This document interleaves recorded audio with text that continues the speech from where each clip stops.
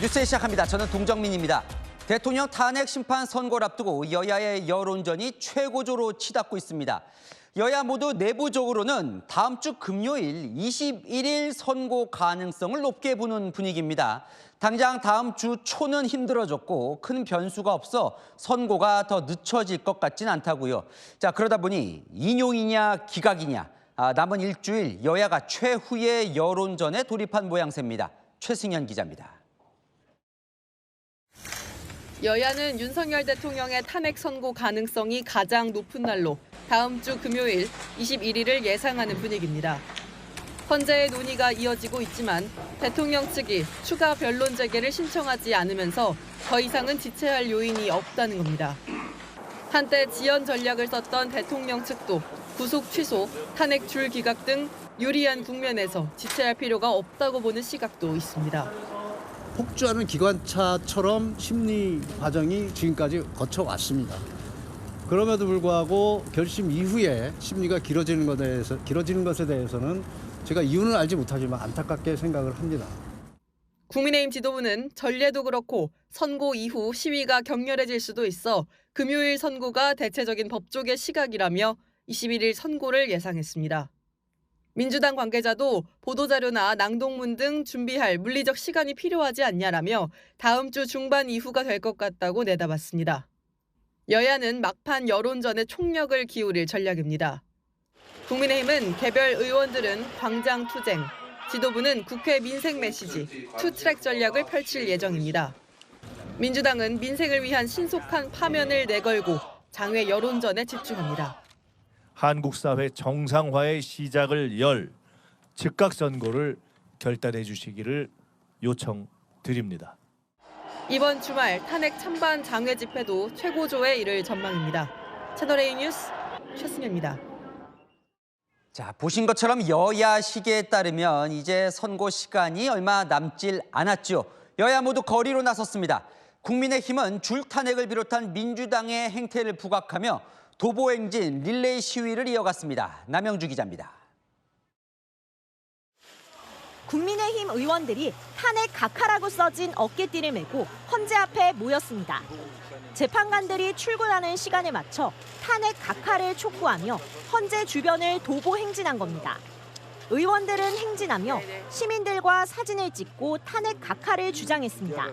탄핵 각하만이 대한민국을 살리는 유일한 길이라는 우리 국민적인 염원을 담아서 걷고 또 걷겠습니다.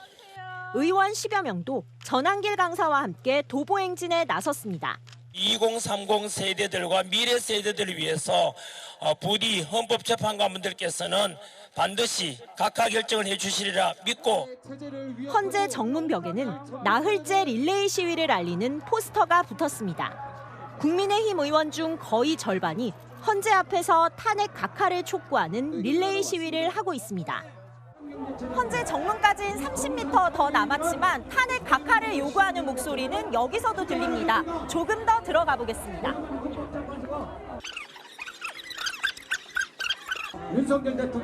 정문 앞에는 릴레이 시위에 일부 시민단체의 단식 투쟁까지 겹쳐 통행이 어려울 정도입니다. 앞으로 저희들은 선고가 날 때까지 헌법재판소에서 국민의힘 의원들은 윤 대통령 탄핵 선고일까지 헌재 주변에서 시민들과 만나 탄핵 각하 필요성을 설파할 계획입니다. 채널A 뉴스 남영주입니다. 민주당 지도부도 처음으로 광화문에서 현장 최고위원회의를 열며 거리로 나섰습니다. 대통령 석방을 이렇게 표현하면서 신속한 파면을 외치면서 도보행진 벌였는데요. 그 현장에 이서영 기자가 다녀왔습니다. 더불어민주당은 최고위원 회의를 광화문 한복판에서 진행했습니다. 광화문 광장에서 빛의 혁명을 완수하기 위해서 모였습니다. 그럴리야 만무하겠지만 탄핵이 기각되면 밀란 수준 국력과 국격을 회복하기 어려울 것입니다. 국회에서 광화문까지 걷는 도보 행진은 사흘째 진행됐습니다. 지도부는 파란 옷을 맞춰 입고 윤 대통령 파면을 외쳤습니다.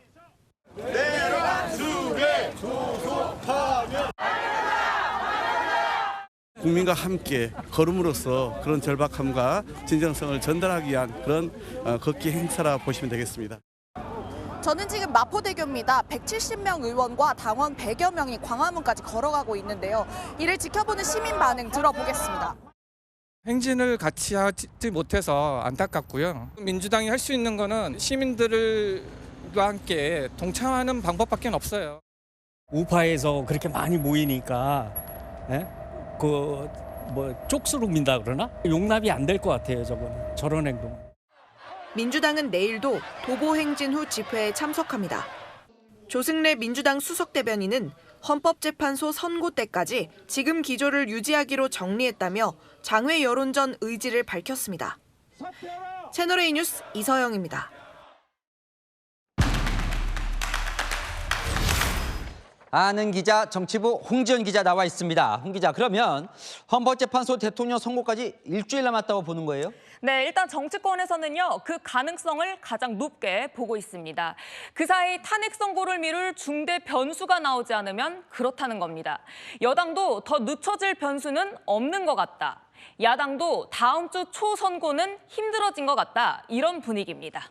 21일이라면 다음 주 금요일이에요, 그죠? 네, 정치권도 나름 헌법재판소에 안테나를 세우고 있는데요.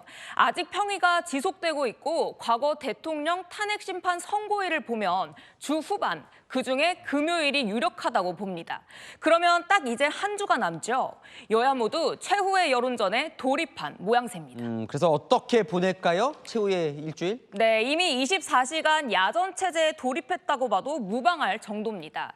여당은 릴레이 농성, 1인 피켓 시위, 도보 행진 등 24시간 헌재 앞을 떠나지 않고 있고요.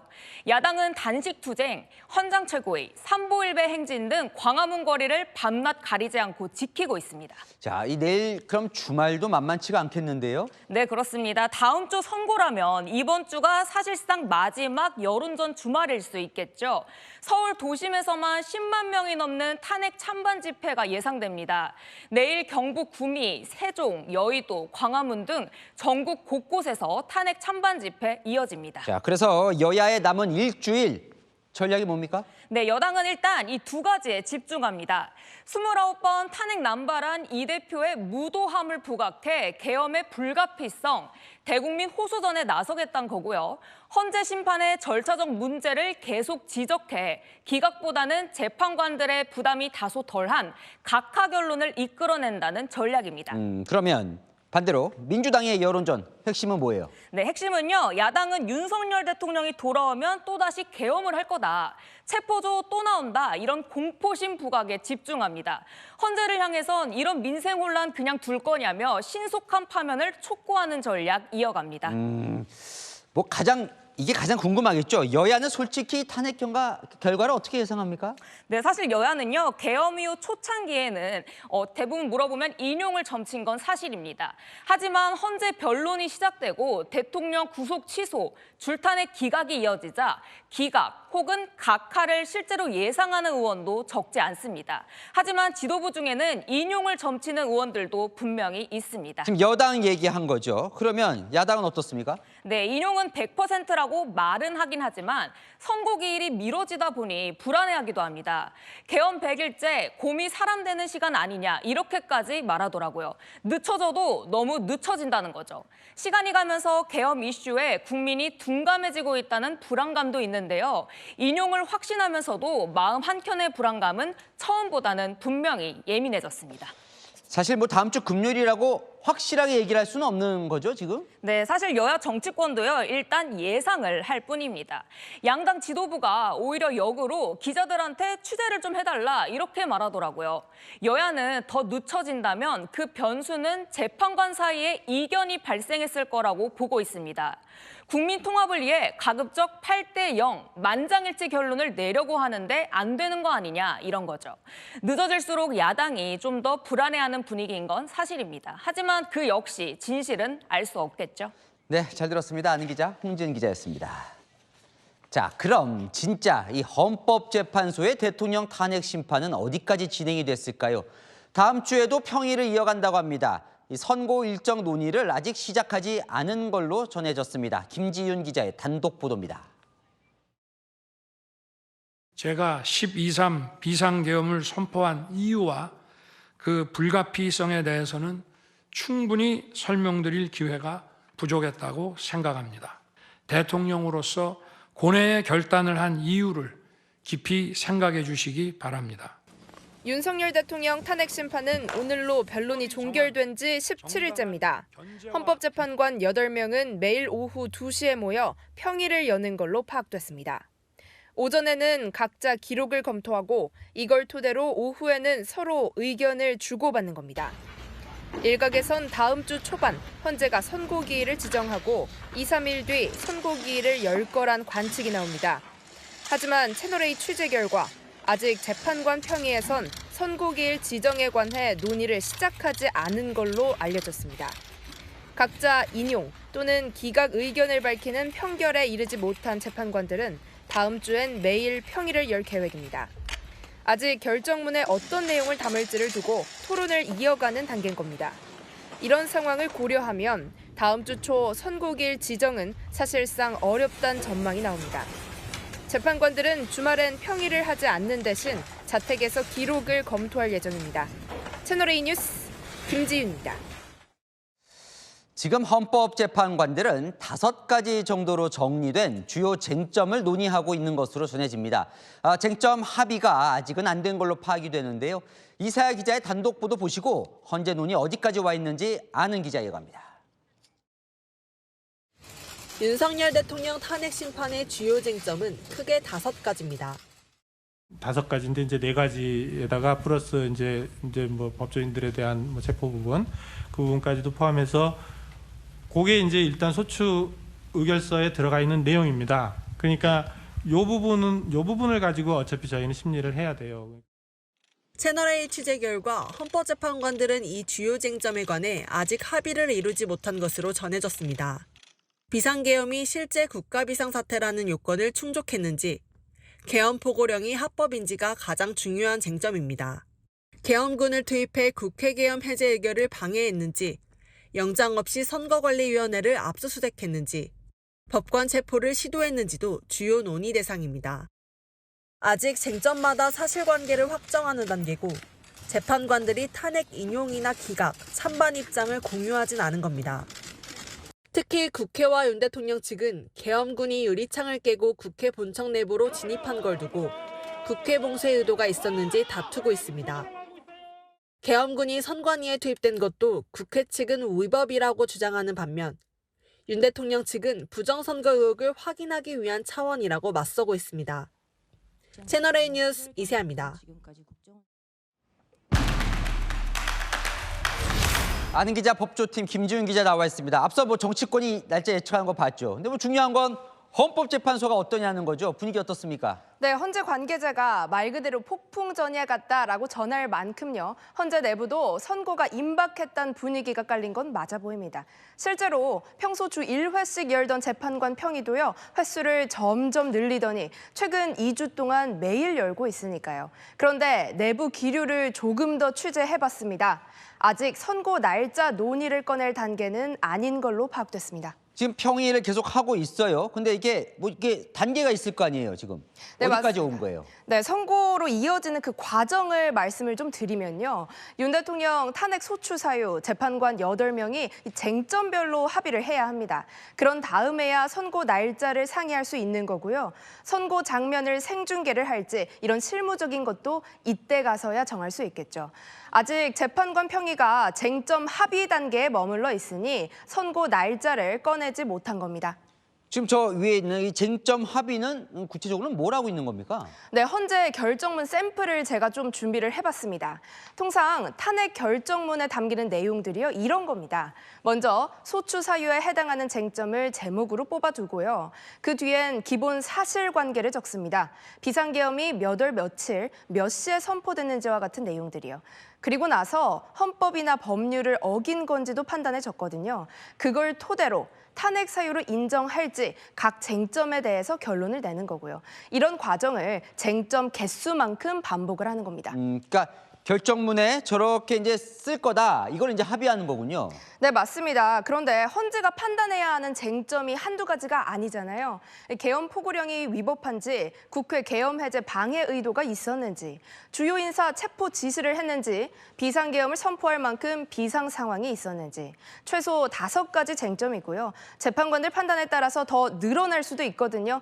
그러니까 선고일을 지정하지 못하면서 이 막판 심리가 장기화되는 게 아니냐, 이런 분석이 나오고 있는 겁니다. 지금 김 기자 얘기를 듣다 보니까 앞서 정치권이 예상하고 있는 이 다음 주 금요일 21일 선고도 쉽진 않겠는데요? 꼭 그런 것만은 아닙니다. 조금 더 설명을 드리면요. 이 재판관들 오전에는 기록 검토, 오후에는 평의를 하고 저녁쯤 퇴근하고 있는데요. 과거 대통령 탄핵 선고 임박해서는 밤 9시까지도 평의를 이어가는 경우가 있었다고 하더라고요. 다음 주 초 재판관들이 속도를 좀 내서 빠르게 합의를 이뤄간다면 21일 선고도 불가능하지는 않습니다. 근데 마지막으로 좀 궁금한 게 이 왜 선고는 늘 이게 금요일로 이게 지목이 되는 겁니까? 네, 역대 대통령 탄핵 선고요 모두 금요일이었습니다.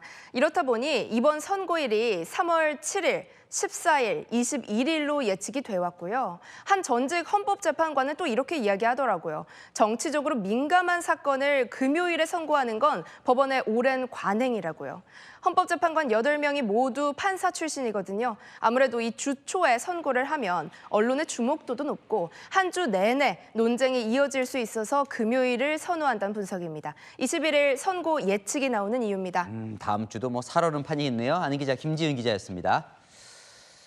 여야는 이렇게 막판 논의에 착수한 헌법재판관들에게 논리를 제공하고 있습니다. 자, 오늘 한덕수 총리 탄핵을 철회하라는 야당을 향한 여당의 공세도 그 맥락으로 보이는데요.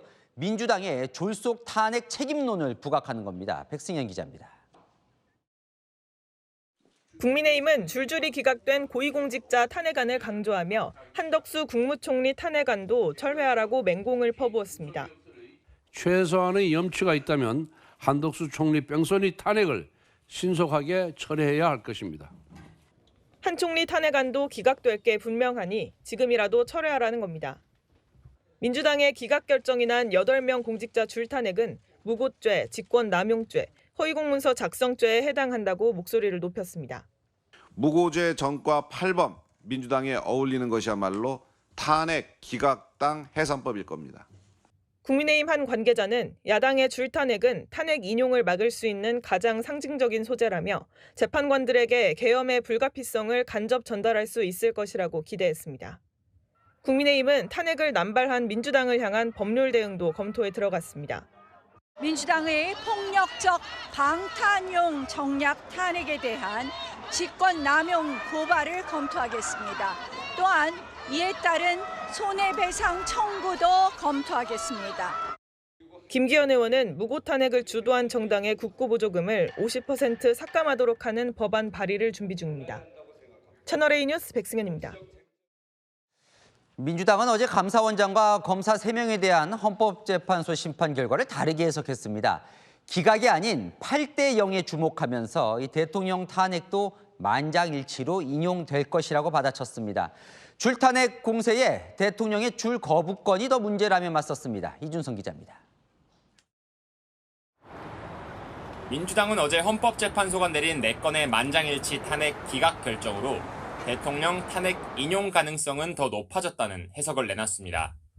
윤석열 탄핵 파면 선고가 거의 8대 0으로 날 가능성을 훨씬 강화시켜준 그러한 결론이다.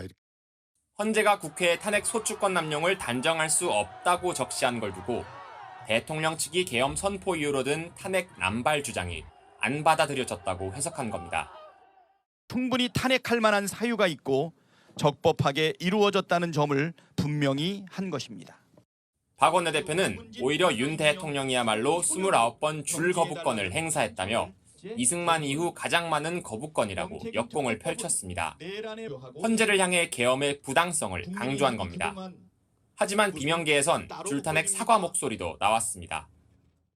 탄핵을 남발했다라는 그런 비난을 받았고 심지어 그게 윤 대통령이 내가 계엄을 하는 원인이 되었다라고까지 이야기를 했으니까 당에서 적절한 조치를 하리라고 봅니다. 채널A 뉴스 이준성입니다. 국회 측은 감사원장과 검사 탄핵 과정에서 이 사드 배치 감사 지연 의혹 등 여러 위법 감사 사례를 이야기했는데요. 헌법재판소는 이 선고 때 반영하지 않았습니다. 국회가 통과시킨 의결서에 적혀있질 않았다는 겁니다. 강보인 기자입니다. 헌법재판소는 최재해 감사원장의 주요 탄핵 소추 사유 중 4가지를 모두 받아주지 않았습니다. 국회가 감사원장을 탄핵하면서 작성한 탄핵 소추 의결서에 아예 사유로 기재되지 않았던 겁니다. 감사원이 사드 배치 지연 의혹을 감사하면서 관련 처리 규정을 위반했다는 국회 측 주장은 인정되지 않았습니다. 탄핵 소추 의결서에 적시되지 않은 사유이므로 위 주장에 대해서는 판단할 수 없습니다. 대통령실과 관저 이전 감사를 부실하게 했다는 의혹도 같은 이유로 받아들여지지 않았습니다. 법령 위반 등의 의혹이 있음에도 이에 관한 감사를 실시하지 아니하였거나 부실한 감사를 실시하였다는 취지의 주장을 추가하였습니다. 그러나 이는 탄핵 소추 의결서에 적시되지 않은 사유이므로 서해 공무원 피격 사건의 감사 및 보도자료 배포 과정이 위법하다거나 월성 원전 1호기 조기 폐쇄 감사 당시 위법한 감사를 했다는 탄핵 사유도 마찬가지였습니다. 헌재는 국회 측이 탄핵 사유서의 내용을 기재하지 않았다가 심리가 시작되고 나서야 새롭게 주장을 추가하는 건 받아줄 수 없다고 지적했습니다. 채널A 뉴스 강보인입니다. 네, 오늘부터 윤 대통령 탄핵 심판 선고 날까지 헌법재판소 앞 인도 통행이 제한됩니다. 경찰은 선고 당일엔 비상근무 체제인 가포 비상을 발령하고 폭력에는 무관용으로 엄정 대응할 계획입니다. 장호림 기자가 취재했습니다. 헌법재판소 앞 인도에 방호벽들이 설치됐고 경찰이 지키고 있습니다. 경찰이 오늘 새벽부터 탄핵 선고 당일까지 헌법재판소 관계자 외에는 통행하지 못하도록 막기로 한 겁니다. 지나가는 거 못 지나가요. 막혀가지고 상황으로 돌아가야 돼요. 일부 집회 참가자들은 경찰과 충돌을 빚었습니다.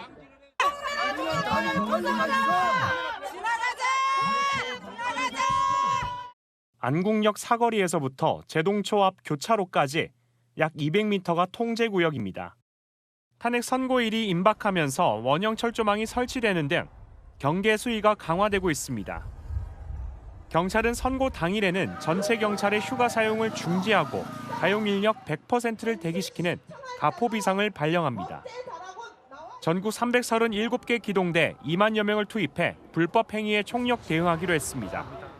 시설 파괴, 경찰관 폭행 등 공권력에 도전하는 행위에 대해서는 무관용 원칙으로 강력 대응할 것이며 헌법재판관 등의 안전을 위해 전담 경호대와 형사, 경찰 특공대가 투입되고 선고 전날부터 민간 소유 총기 8만 6천여 정에 대한 출고도 금지됩니다. 채널A 뉴스 장호림입니다. 네, 경찰이 이재명 민주당 대표 신변 보호에 나섭니다. 이 대표에 대한 암살 위협이 있다는 민주당 요청에 따른 건데 전담 경찰관을 투입해 종일 이 대표를 밀착 동행한다는 계획입니다. 최재원 기자의 단독 보도입니다. 오늘 광화문에서 열린 더불어민주당 최고위원회의. 이재명 대표의 모습은 보이지 않았습니다. 신변 위협 우려로 외부 공개 일정을 최소화하기로 한 겁니다. 민주당은 이 대표를 향한 암살 계획 제보가 들어왔다고 주장한 바 있습니다. HID 707 오비 요원들이 러시아제 권총을 밀수하여 이재명 대표를 암살할 계획을 가지고 있다고 합니다. 이러한 내용을 주요 의원님들께서 지도부께서 많이들 받으셨다고 합니다. 민주당으로부터 신변보호 요청을 접수받은 경찰은 이 대표를 대상으로 밀착 신변보호 방침을 세운 것으로 파악됐습니다. 이 대표의 출근부터 퇴근까지 경찰관들이 동행하면서 위험 요소를 즉각 막겠다는 겁니다. 경찰은 전담 경찰관 4-5명 투입을 고려 중인 것으로 전해지는데 구체적인 신변보호 기간은 추가 협의를 이어가고 있습니다. 경찰의 이번 조치는 스마트워치 지급, 주거지 순찰 등 일반적인 신변보호 조치보다 더 강화된 수준입니다. 경찰 관계자는 사회적 혼란을 막기 위한 엄중한 사안으로 보고 있다며 전문성 있는 인력을 신변보호팀으로 선발할 계획이라고 설명했습니다. 윤석열 대통령의 탄핵 심판 과정에서 폭력 행위를 비롯한 돌발 상황들이 발생하고 있는 만큼 모든 위험 요소를 원천 차단하겠다는 뜻으로 풀이됩니다. 채널A 뉴스 최재원입니다. 네, 여야가 국민연금 개혁안에 합의했습니다. 보험 요율과 소득 대체율을 모두 높이는 더 내고 더 받는 방안인데요. 여야 합의 내용 먼저 이상원 기자가 보도합니다. 더불어민주당은 소득 대비 연금 수령액인 소득 대체율을 43%로 하는 정부 여당안을 전격 수용했습니다. 이재명 당대표의 지시로 최고위원회의 논의 과정을 거쳐서 국민의힘과 정부가 주장해온 소득 대체율 43% 안을 수용하겠습니다. 내는 돈인 보험료율은 9%에서 13%로, 소득 대체율은 40%에서 43%로 높아집니다. 연금을 더 내고 더 받게 되는 겁니다. 그동안 국민의힘은 소득 대체율 43%를, 민주당은 44%를 주장해왔습니다. 민주당은 국가지급보장 명문화, 출산 및 군복무 크레딧 확대, 저소득층 보험료 지원 확대 등 3가지 전제 조건을 내걸었습니다. 국민의힘은 환영했습니다. 긍정적으로 수용하고 환영한다는 입장을 밝힙니다. 정부 측하고 협의해서 합리적으로 결정될 수 있도록 하겠습니다. 박주민 국회 보건복지위원장은 여야 합의안을 만들어 이르면 다음 주 본회의에서 통과시키겠다고 밝혔습니다. 연금 재정 고갈을 막는 자동 조정 장치 도입은 이견이 있었지만 추후 연금 투기가 구성되면 협의해 나가기로 했습니다. 노동계에선 자동 조정 장치를 도입할 경우 노후 연금액이 줄어든다며 반발하고 있습니다. 채널A 뉴스 이상원입니다. 네, 여야 합의안에 따르면 연금 고갈 시점도 9년 정도 늦출 수 있다고 하는데요. 가입자들은 얼마나 더 내고 얼마나 더 받게 되는 걸까요? 이다혜 기자가 따져봤습니다. 내는 돈인 국민연금 보험료율은 4%포인트, 받는 돈인 소득 대체율은 3%포인트 올랐습니다. 소득 대체율은 근로자가 국민연금에 가입한 기간 중 평균 소득 대비 노후에 받을 수 있는 연금 수령액의 비율입니다. 그러면 얼마를 더 내고 얼마를 더 받게 될지 국민연금 가입자 평균 소득인 309만 원을 기준으로 계산해봤습니다. 20세에 신규 가입해 40년 동안 붙는다는 가정입니다. 현행 보험료율 9%에서는 27만 8,100원을 내는데 근로자는 회사가 절반을 부담해 14만 원 정도를 냅니다. 13%로 오르면 연금 납부액이 순차적으로 올라 20만 원까지 늘어납니다. 매월 6만 원씩 더 내야 하는 겁니다.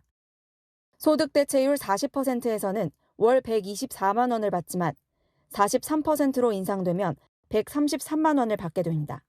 매달 9만 원 정도를 더 받게 되는 겁니다.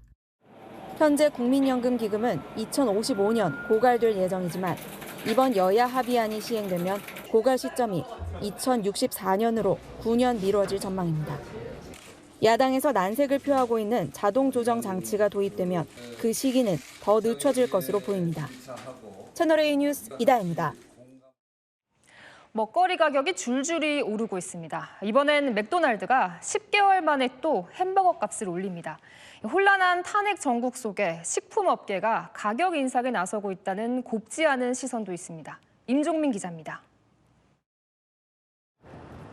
한국 맥도날드가 1년도 채 되지 않아 햄버거와 음료 등 메뉴 20종의 가격을 또 올립니다. 이번 인상 결정으로 대표 메뉴인 빅맥 세트의 가격이 200원 오른 7,400원이 됐습니다.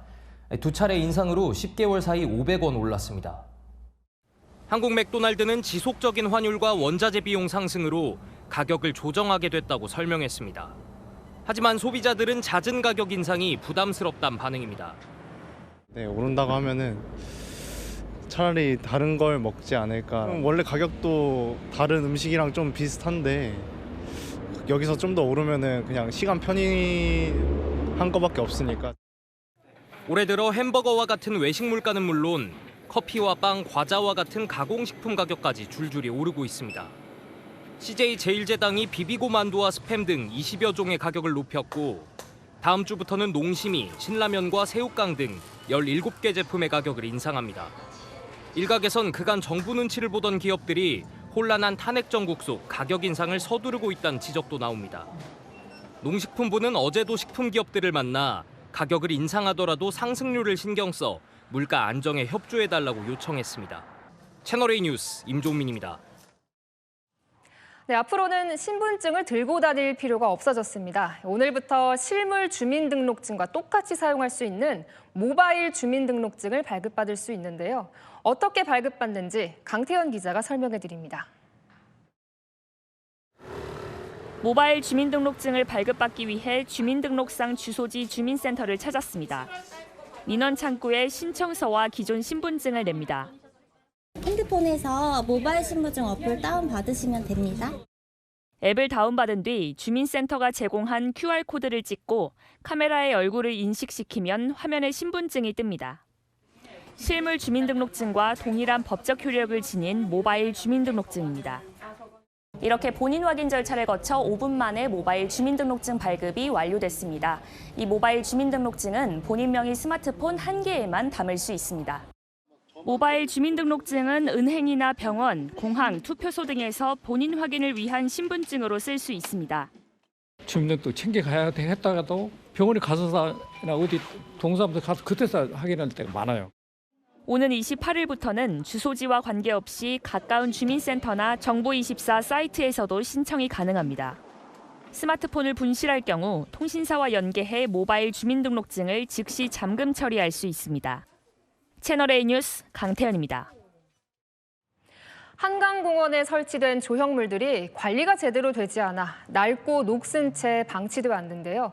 결국 다음 달부터 철거하기로 했습니다. 김민환 기자의 단독 보도입니다. 한강 옆 산책길에 놓인 폐어선. 뱃머리엔 낙엽이, 배 내부엔 쓰레기가 굴러다닙니다. 지난 2018년 서울시가 설치한 예술 조형물입니다. 지난해 서울 한강공원에 설치된 조형물 45개 중 22개가 철거 권고를 받은 가운데 다음 달부터 본격적인 철거 작업이 시작됩니다. 이 배를 포함해 2002년과 2018년에 설치된 조형물 5개가 대상입니다. 여의도 한강공원 한가운데에 있는 배 모양 조형물인데요. 이렇게 칠이 벗겨져 녹이 슬었고 깨진 플라스틱 장식품이 바닥에 흩어져 있습니다. 전혀 이게 조형물이라 생각이 안 들고 왜 버려진 배가 있지? 하고 생각할 것 같아요. 녹슨 것보다 좀 더 현대적이고 좀 멋있는 작품들이 좀 들어왔으면은 이 한강공원의 분위기를 좀 더 살려주지 않을까. 철거 대상 조형물의 설치 비용은 2억 2천만 원이 넘고 철거하는데도 최대 4천만 원이 듭니다. 서울시 관계자는 5개 조형물 작가들에게 철거 동의서를 받은 상태로 모두 폐기될 예정이라고 전했습니다. 서울시는 보수가 필요한 18개 조형물에 대해서는 5월부터 정비에 나설 계획입니다. 채널A 뉴스 김민환입니다. 네, 사람들 눈을 피해 인적이 드문 곳에서 몰래 맹견을 키우던 현장이 적발됐습니다. 내부 곳곳에선 불법 투견을 벌인 흔적이 발견됐습니다. 홍진우 기자입니다. 언덕을 오르자 쇠사슬에 묶여있는 큰 개들이 보입니다. 접근하자 사납게 짖어댑니다. 공격성이 강한 맹견인 핏불 테리어입니다. 불법 투견이 의심되는 정황이 드러나 동물보호단체와 사천시가 찾은 현장입니다. 건물은 금방이라도 무너질 듯 위태롭고 쓰레기가 한가득입니다. 투견을 훈련할 때 쓰는 러닝머신에 사각링도 설치돼 있습니다. 사각링이 있거든. 여기서 열리네. 근육이완제 같은 약물도 널브러져 있습니다. 구조된 맹견은 모두 13마리인데요. 워낙 사납다 보니 임시격리시설에 분리 조치됐습니다. 대부분 온몸에 상처가 가득합니다. 상처가 있었고 싸운 흔적이 있죠. 링 안을 더듬어 보니까 링에 쇠에 핏자국이 있었어요. 불법 투견이 의심되는 현장을 가봤습니다. 입구부터 CCTV 여러 대가 감시하고 있습니다. 사육장 관계자는 멧돼지를 쫓으려 키운 거라고 주장합니다. 사천시는 견주가 허가 없이 맹견을 키운 것으로 파악하고 경찰 고발을 추진 중입니다. 동물 학대 행위 또는 수의사 없이 이제 약물을 사용한 것들 또는 맹견을 미등록한 사항, 이제 크게는 이렇게 3가지 정도로. 앞서 경남 진주와 밀양, 창녕 등에서도 불법 투견을 하던 사육장들이 적발된 바 있습니다. 채널A 뉴스 홍진우입니다. 네, 국가 주요 시설인 정부 세종청사는 비행 금지 구역인데요. 중국인 2명이 드론을 띄워 무단으로 촬영하다 경찰에 붙잡혔습니다. 김대욱 기자입니다. 밤하늘에 초록색 불빛이 번쩍입니다. 속도를 조금씩 내면서 이동합니다. 그젯밤 9시 10분쯤 정부 세종청사에 정체불명의 드론이 나타났습니다. 이를 목격한 청원경찰이 추적에 나섰습니다. 깜빡거리는 불빛을 보고 인지를 했고 건물 주변을 배회하는 모습을 보고 바로 달려가서 절차를 밟아 대처했습니다. 정부 세종청사는 드론 비행 금지 구역으로 지정돼 있는데요. 드론은 15분여간 상공을 날다 비행을 멈췄습니다. 드론이 착륙한 곳은 인근 호텔. 드론을 날린 남성 2명을 현장에서 붙잡았는데 알고 보니 30대 중국인이었습니다.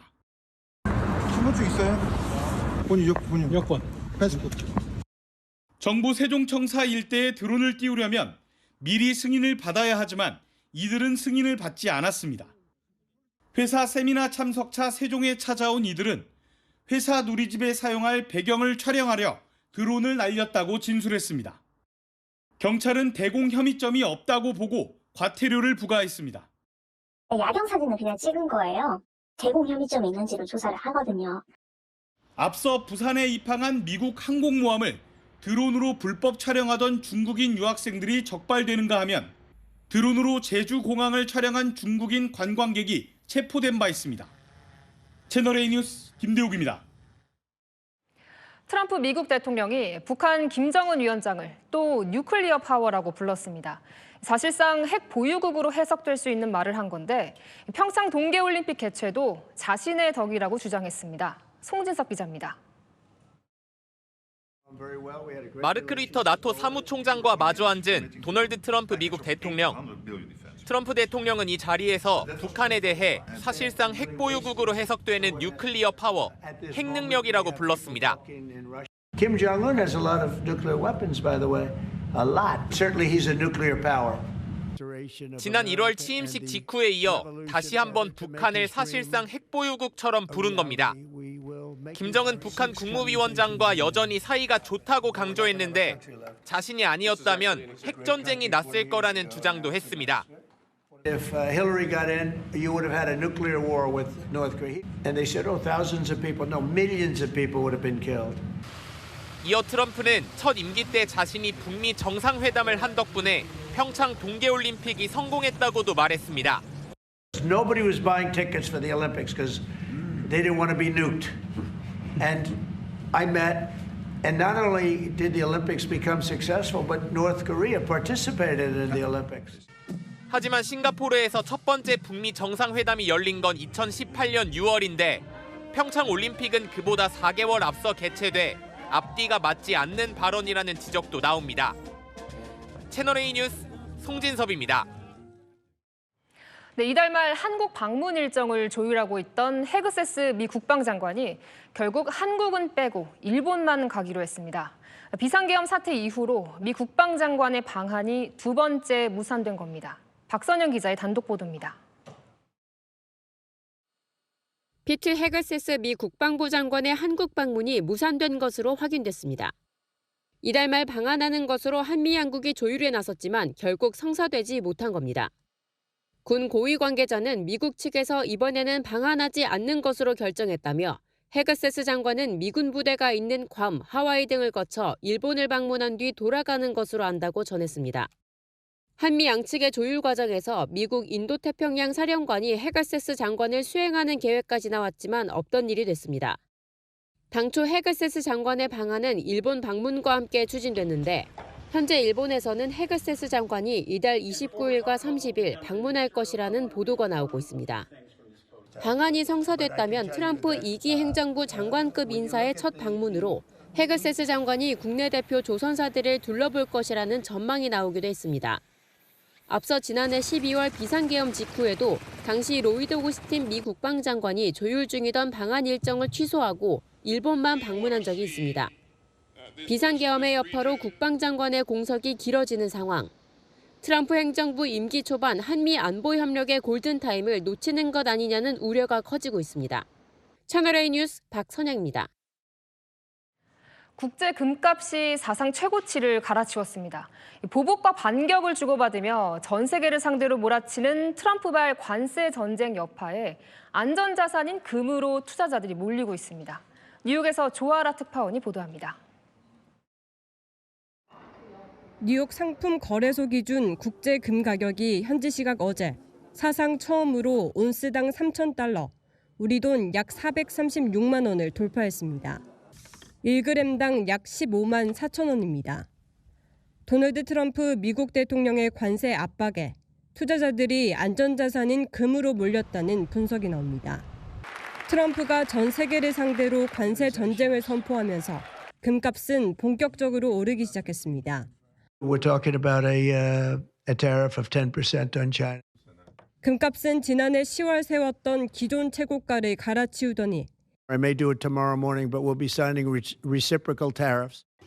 상호 관세 예고가 단순 협상 전략이 아니라는 시각이 우세해지자 결국 3,000달러 선을 넘어섰습니다. 트럼프는 현지 시각 어제도 보복 관세를 예고한 이유를 겨냥해 유럽산 와인에 200% 관세를 부과하겠다고 경고했습니다.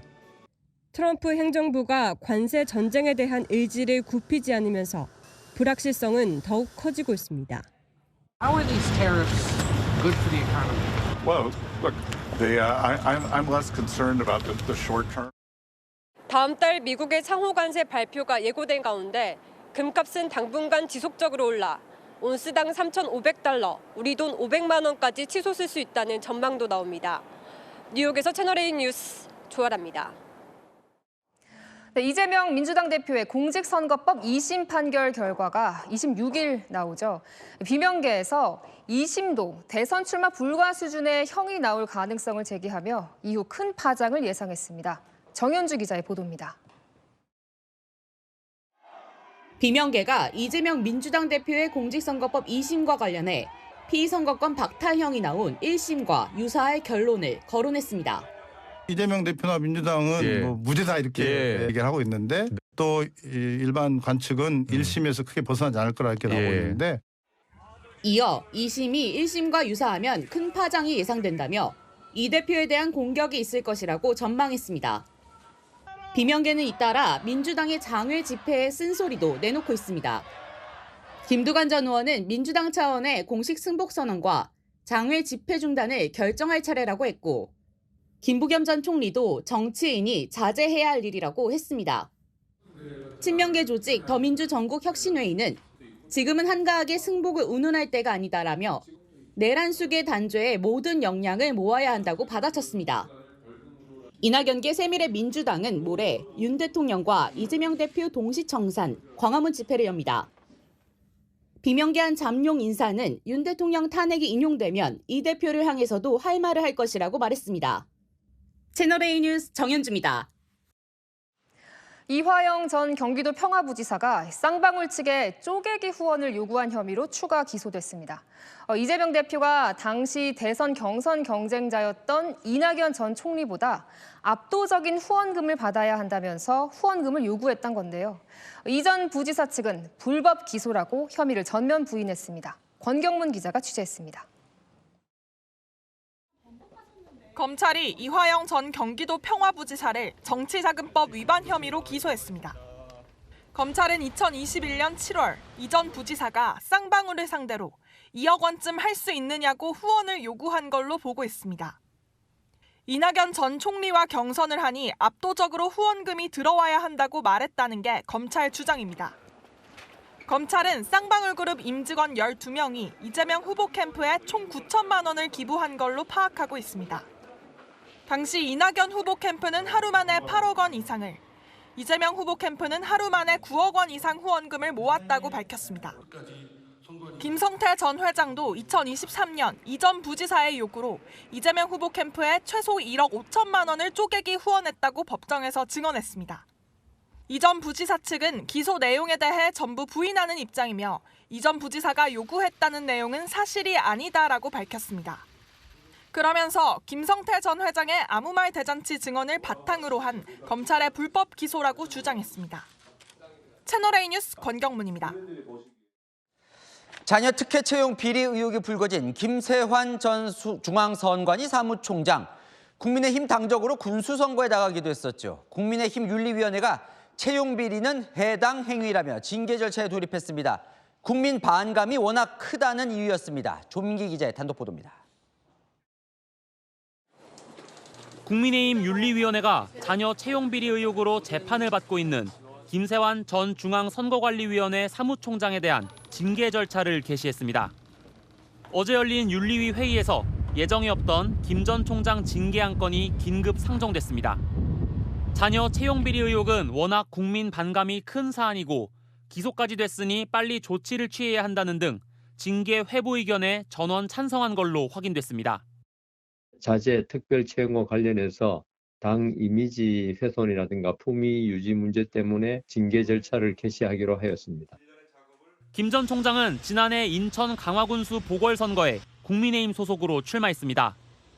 징계 수위는 제명, 탈당 권유, 당원권 정지, 경고 순입니다. 한 윤리위 관계자는 적어도 당원권 정지 이상의 징계가 나올 걸로 본다고 했습니다. 윤리위는 김 전 총장의 소명을 요구했습니다. 징계 수위는 다음 회의인 다음 달 정해질 가능성이 큽니다. 채널A 뉴스 조민기입니다. 최상목 대통령 권한대행이 야당 주도로 통과된 명태균 특검법안에 거부권을 행사했습니다. 최 대행은 어제 국회 문턱을 넘은 상법 개정안도 거부권 행사 여부를 고심 중입니다. 안건우 기자입니다. 최상목 대통령 권한대행이 야당 주도로 국회를 통과한 명태균 특검법에 거부권을 행사했습니다. 명태균 특검법에 위헌 소지가 있다는 이유입니다. 2021년부터 2024년까지 모든 선거를 방대하게 수사해 헌법상 명확성의 원칙과 비례의 원칙 훼손이 우려된다는 겁니다. 대통령이 사흘 안에 특별검사를 임명하지 않으면 자동 임명되는 규정도 대통령 임명권 침해라고 주장했습니다. 그러면서 검찰 수사가 가속화되고 있는 상황에서 특검을 도입하자는 건 제도 취지에도 맞지 않는다고 덧붙였습니다. 검찰을 향해선 수사에 명운을 걸라고 당부했습니다. 어떠한 성역도 없이 관련 의혹들을 신속하고 공정하게 수사하여 실체적 진실을 명확히 밝혀주시기 바랍니다.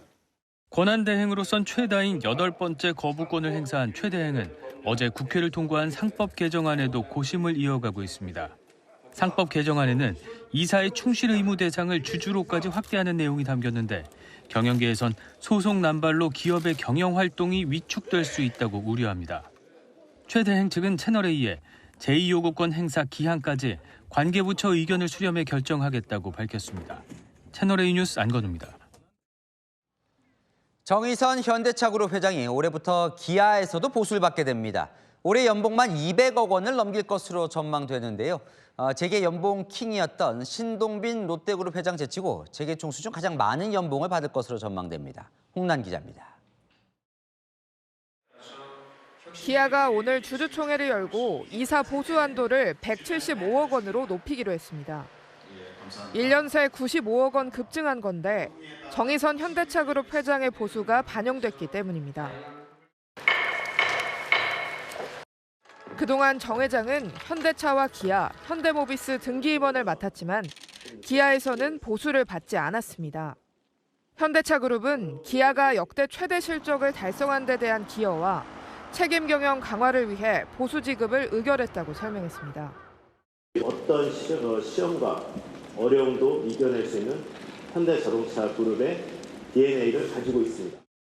이로써 올해 재계 연봉킹에 정의선 회장이 등극할 것으로 유력시되고 있습니다. 지난해 정 회장의 연봉은 115억 1,800만 원. 기아에서 받는 보수까지 더해지면 올해 연봉은 200억 원을 넘길 것으로 전망됩니다. 앞서 2023년에는 122억 원대를 수령하며 재계 연봉 순위 2위였습니다. 1위는 177억 원대의 보수를 받은 신동빈 롯데그룹 회장입니다. 같은 기간 김승현 하나그룹 회장은 108억 원대의 연봉을 받으며 3위를 기록했습니다. 이재용 삼성전자 회장은 7년째 연봉을 받지 않는 무보수 경영을 하고 있습니다. 채널A 뉴스 홍란입니다. 메리츠 화재가 인수를 포기하면서 MG손해보험이 청산 파산 수순을 밟게 될 가능성이 커졌습니다. 실제 청산될 경우 보험계약자 125만 명의 피해가 우려됩니다. 문예빈 기자입니다. 경영 상태 악화로 지난 2022년 4월 부실금융기관으로 지정된 MG손해보험. 메리츠 화재는 지난해 12월 우선협상 대상자로 선정됐지만 3개월 만에 인수를 포기했습니다. 메리츠 화재 인수 포기로 MG손보는 사실상 청산 파산 수순을 밟게 될 가능성이 높아졌습니다. 청산으로 가게 되면 소비자 피해는 불가피할 전망입니다. MG손보 보험 계약자는 약 125만 명인데 이 중 예금자 보호법 보호 한도를 넘긴 5천만 원 초과 계약 규모는 1,756억 원에 달합니다. 우리나라에서는 최초로 보험회사가 파산을 하기 때문에 보험 가입자 120만 명에 대한 보험 환급금 문제, 큰 사회적인 문제가 된다, 이렇게 볼 수 있습니다. 일각에선 메리츠금융이 투자한 홈플러스 법정관리 여파로 MG손보 인수를 포기한 것 아니냐는 지적이 나옵니다. MG손보가 부실금융기관으로 결정된 지 3년이 다 되어 가지만 매각 절차가 지연되면서 금융당국의 책임론도 불거지고 있습니다. 메리츠 화재는 각 기관의 입장 차이 등으로 우선협상 대상자 지위를 반납하기로 했다고 밝혔습니다. 채널A 뉴스 문예빈입니다. 성혜랑 기자와 여랑야랑 시작합니다. 첫 번째 주제 보겠습니다. 하지 말아야 할 세 가지는 뭘까요? 네, 얼마 전 저희 채널A 정치 시그널에서 정치인이 절대 해서는 안 되는 이 세 가지로 이게 언급됐는데요. 뭔지 함께 보시죠. 정치인이 절대 해서는 안 되는 세 가지: 삭발, 단식, 삼보일배. 가장 마지막 수단에 써야 되는 거잖아요. 저는 원래 단식 반대론자예요. 오죽했어요. 내란 속에 윤석열에게 탄핵 심판을 출발.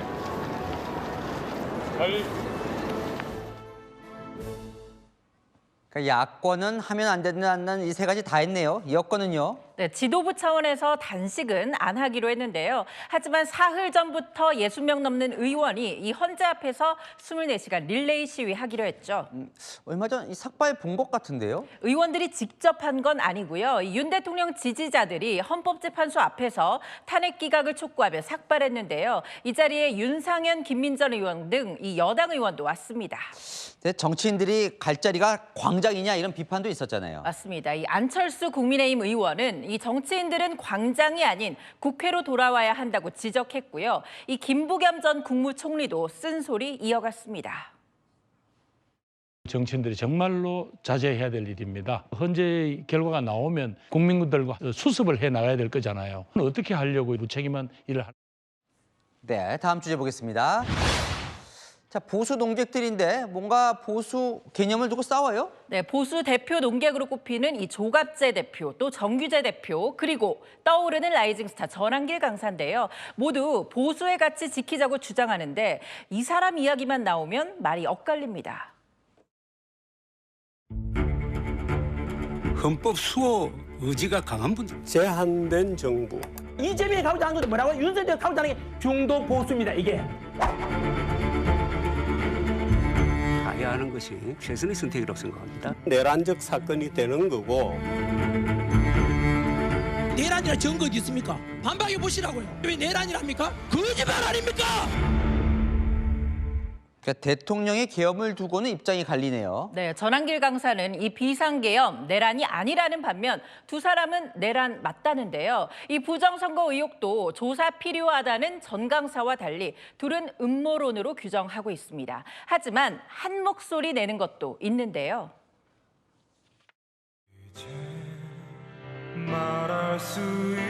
박근혜 대통령 탄핵의 루머와 풍문과 가짜에 의해서 윤석열 대통령의 탄핵 사유와 비교하면 저는 100분의 1도 안 된다고 생각합니다. 박근혜 대통령 애가 있습니까? 뭐 있습니까? 오직 국가밖에 없었지 않습니까? 이재명 대표의 사법 리스크를 우클릭이 선택적이다. 매표적 선거 전략. 절대로 이재명이 대통령이 되고 민주당이 집권한 일은 없을 겁니다. 네, 주제 하나 더 보겠습니다.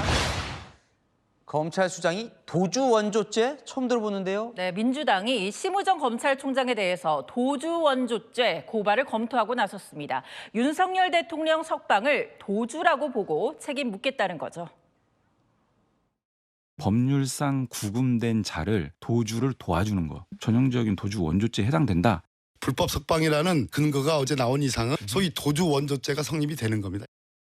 그러니까 직권남용 말고 도주 원조죄라는 게 있어요. 네, 이 직권남용은 이미 민주당이 공수처에 고발했죠. 민주당 논리에 따르면요, 이 구금된 자, 즉 윤 대통령을 심 총장이 도주하게 함으로써 범죄가 성립된다는 건데요. 검찰이 즉시항고 포기서를 법원에 보내지 않고 석방했다면서 불법 석방 지휘로 도주를 도왔다고 지적했습니다. 심 총장 탄핵은 이제 쏙 들어갔는데 또 이런 법을 찾아냈군요. 네, 이준석 개혁신당 의원은요, 이 민주당이 법전 한 귀퉁이에나 존재하는 희한한 죄목까지 들먹인다고 지적했는데요. 이 민주당 줄탄핵이란 비판 역풍에 심 총장 탄핵 카드 대신 고발로 전략을 튼 것 같네요. 네, 지금까지 여랑야랑이었습니다. 오늘은 서울의 낮 기온이 20도를 넘었습니다. 평년보다 10도나 높았는데요. 무려 4월 하순만큼 따뜻했습니다. 하지만 이 포근함은 내일까지입니다. 일요일 전국에 눈비가 오며 찬 공기가 한반도를 덮겠고요. 하루 만에 낮 기온이 10도나 뚝 떨어집니다. 바람도 강해서 체감상 더 쌀쌀하겠습니다. 우선 내일 남부와 제주에 비가 시작돼 모레는 전국으로 확대되겠고요. 강원은 영하로 떨어져서 많은 눈이 내립니다. 내일 아침 기온은 서울 7도, 울산 8도에서 시작하겠고요. 낮 기온은 오늘보다 조금 낮아집니다. 서울 16도, 대구 12도 예상됩니다. 눈비는 월요일 잠시 그쳤다가 화요일 다시 전국에 비나 눈이 내릴 전망입니다. 날씨였습니다. 여야가 국민연금 소득대체율 43%에 사실상 합의했습니다. 하지만 오늘 합의로 연장된 연금 재정 고갈은 딱 9년, 급한 불만 끈 거죠. 국민들은 더 근본적으로 내가 낸 돈 노후에 받을 수는 있을까 불신이 큽니다. MZ세대 10명 중 3명은 연금 폐지가 개혁이라고 답한 조사도 있습니다. 이 국민 불신을 잠재울 확실한 구조 개혁안, 여야는 머리를 맞대기 바랍니다. 마침표 찍겠습니다. 내면 받는다는 신뢰가 개혁. 뉴스에 마칩니다. 감사합니다.